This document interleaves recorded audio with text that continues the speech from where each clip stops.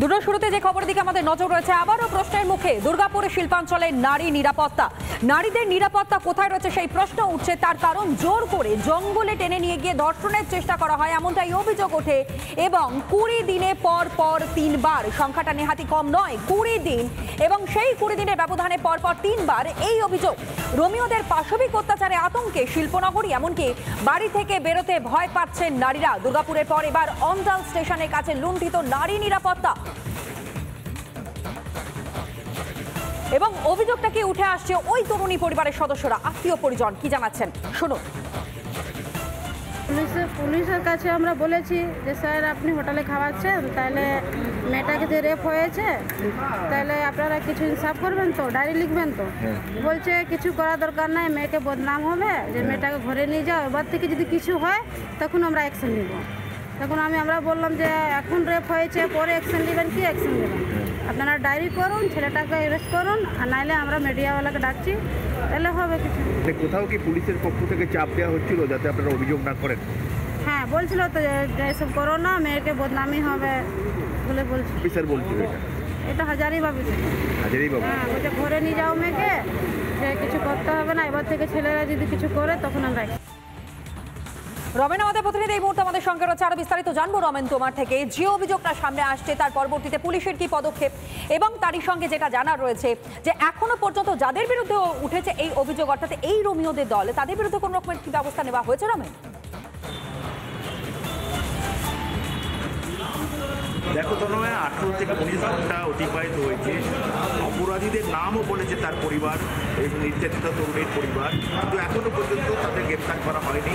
এবং যেটা পরিবারের লোকজন যেটা আমাদের কাছে বলছে, আমাদের কাছে আছেন নির্যাতিত তরুণীর মামি, তিনি যেটা আমাদের জানিয়েছিলেন যে কোথাও একটা যে বিষয়টাকে ধামাচাপা দেওয়ার চেষ্টা করা হচ্ছে। এবং শুধু তাই না, তোমাকে জানিয়ে রাখি, অগ্নিবিদ্যা পাল এই থানাতে, অন্ডাল থানায় আসার খবর পাওয়ার সঙ্গে সঙ্গে পুলিশের তৎপরতা বাড়ায় এবং দেখা যায় মেয়েটিকে পুলিশের জিপে চাপিয়ে আসানসোলের একটি হোমে নিয়ে যাওয়া চলে গেল তড়িঘড়ি করে। কী কারণ, যেটা বিজেপির পক্ষ থেকে অভিযোগ করা হচ্ছে যে অগ্নিবিদ্যা পাল আসতে খবর পেয়ে তরুণীর মামি। আপনারা পুলিশের উপর আস্থা রাখছেন, বিচার পাবেন মনে হচ্ছে? এখন তো পুলিশ কিছু করছেন না, এবার দেখি কি করা।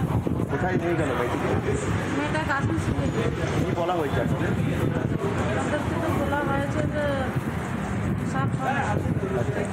তো আপনাদের কী বলা হয়েছিল কালকে যখন হোটেলে খাওয়ার পর? আমাদেরকে বললো যে মেয়েটাকে ঘরে নিয়ে যাও, মেয়েটাও তো বিয়ে শাদি লাগবে না, মেয়েটা বদনাম হবে, তোমরা এবার থেকে যদি ছেলে কিছু করে তখন তোমরা একটু। আপনারা যারা এই কাজ করেছে তাদের তো নামও বলেছিলেন আপনারা, হ্যাঁ। তো তাদের কি কোনো গ্রেপ্তার অ্যারেস্ট হয়েছে তাদের? না, আচ্ছা পুলিশ কোনো অ্যাকশন নিচ্ছে। আচ্ছা, কী বলেছিল আপনাদের যে অভিযোগ না করতে? হ্যাঁ, কী বলেছিল, কে বলেছিল এটা? এটা আমার থানাদের অফিসার। কী না অফিসারের? হ্যাঁ, হাজারিবাবু। তো আপনারা তো অভিযোগ করেছেন, হ্যাঁ। তো কী মনে হচ্ছে কোনো বিচার পাবেন? এখন তো কোনো কিছু হচ্ছে না, এবার দেখি কিনা। বলছি তনয়, তুমি শুনলে নির্যাতিতার পরিবার কাল রাত থেকে থানায় তারা পুকুরে রয়েছে, এখনো পর্যন্ত কিন্তু গ্রেপ্তার করা হয়নি। কী কারণে গ্রেপ্তার করা হয়নি সেটা কিন্তু পরিবারের লোকজন যেমন প্রশ্ন তুলছেন, রাজনৈতিক দলের, বিরোধী রাজনৈতিক দলের যারা এখানে আছেন তারাও বলছেন, বিজেপি যুবমোর্চা, মহিলা কর্মসূচির সদস্যরা এবং তৃণমূলের স্থানীয় নেতৃত্ব কিন্তু ওই ঘটনার নিন্দা করেছে। তারাও একদমই তাই রমেন, এবং সেই অভিযোগটা আপনাদের সামনে তুলে ধরলাম। অর্থাৎ একটার পর একটা বিস্ফোরক তথ্য সামনে আসছে। এফআইআর করতে বারণ করা হয়েছে, এবং এফআইআর করতে বারণ করেছে কারা? কর্তব্যরত পুলিশ আধিকারিক। কি করে কর্তব্যরত পুলিশ একজন আধিকারিক তিনি এফআইআর করতে বারণ করতে পারেন? এই নিয়ে যখন প্রশ্ন উঠছে তখন স্থানীয় তৃণমূল নেতারা কি বলছেন শোনাই। সাথে দুর্ব্যবহার করা হয়েছে, আর সেটা আমি এসছিলাম বাড়িতে এসছে, মা বাবার সাথে দেখা হয়েছে, কথা হয়েছে, পুলিশকে কমপ্লেন করা হয়েছে, তদন্ত করে যা বেরোবে, কিন্তু যা ঘটেছে সেটাই খুব খারাপ ঘটনা। পুলিশকে বলা হয়েছে ইমিডিয়েট, যত জলদি, ঘন্টা 2 ঘন্টা 3 ঘন্টা, যত জলদি ছেলেটাকে অ্যারেস্ট করতেই হবে। স্থানীয় তৃণমূল নেতাদের বক্তব্য আপনাদের সামনে তুলে ধরলাম, কিন্তু বিস্ফোরক অভিযোগ একটার পর একটা সামনে আসছে। পুলিশের ভূমিকা নিয়ে উঠছে প্রশ্ন।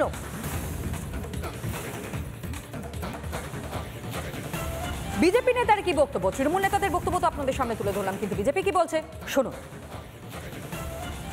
14 ঘন্টা হয়ে গেছে, পুলিশ কোনো কিছু অ্যাকশন নিয়ে নেই, কোনো অ্যারেস্ট হয়নি।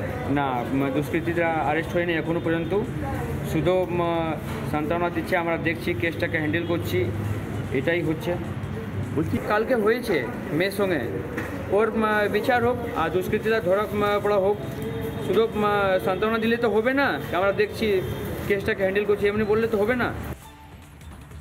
বিজেপি নেতার বক্তব্য আপনাদের সামনে তুলে ধরলাম, কিন্তু যে তরুণী এই অভিযোগ করছে সে তো আরো বিস্ফোরক অভিযোগ করছে। পরিষ্কার করে বলা হচ্ছে যে পুলিশ তারা নিষ্ক্রিয় ভূমিকা এখানে রয়েছে, এফআইআর তারা করতে গিয়েছেন ওই সকল যুবকদের বিরুদ্ধে অর্থাৎ দুষ্কৃতীদের বিরুদ্ধে, কিন্তু কোনো রকমের কোনো সহযোগিতা দূর, এমনকি এফআইআর যাতে না করা হয় সেই বিষয়টির দিকেও কিন্তু নজর দেওয়া হয়েছে। মাত্র 20টা দিন এবং সেই 20 দিনের মধ্যেই যেভাবে তিনটে ঘটনা সামনে আসে এই মুহূর্তে আপনাদের সামনে আমরা তুলে ধরছি। 2রা ডিসেম্বরের ঘটনা এবং ঠিক তার পাশাপাশি যে পরপর দিনগুলি ছবিটাও আপনাদের সামনে আমরা তুলে ধরছি, দেখতেই পাচ্ছেন। অর্থাৎ একদিকে মাত্র 20টা দিন এবং সেই 20 দিনের ব্যবধানে 2রা ডিসেম্বর, 18ই ডিসেম্বর, এমনকি তার পরবর্তী সময় আজকের এই ঘটনা, জঙ্গলের ট্রেনে ধর্ষণের চেষ্টা, মুখ্য বধিরকে ধর্ষণের চেষ্টা এবং একই সঙ্গে 2রা ডিসেম্বরের ঘটনাও আপনাদের সামনে আমরা তুলে ধরলাম। প্রত্যেকটা ক্ষেত্রেই কিন্তু নারীদের নিরাপত্তা, নারীদের সুরক্ষা নিয়ে প্রশ্ন উঠে যাচ্ছে।